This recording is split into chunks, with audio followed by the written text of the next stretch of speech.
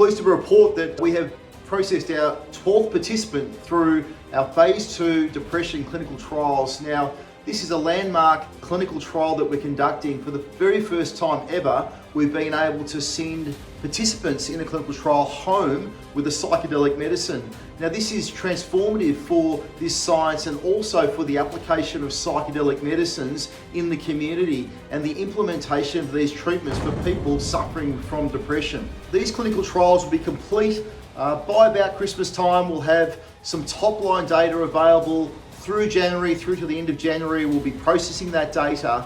And this is very exciting for a phase 2. Now, what we're hoping to see here in a clinically depressed population is an improvement in the depression scales. Now, we use a scale called the MADRS, and that is the Montgomery-Åsberg Depression Rating. And what that assessment does, it helps us establish a baseline at the start of a clinical trial so we can see where the patient's depression is at before starting the medicine and then after the intervention, after the medicine has been delivered. And so our hope is that at the end of the phase 2A clinical trial, we'll see some improvement in the MADRS scores. That'll be transformative for MindBio Therapeutics because we'll then have a proprietary drug, a titratable form of LSD for microdosing that we have proved for safe and effective use in the community.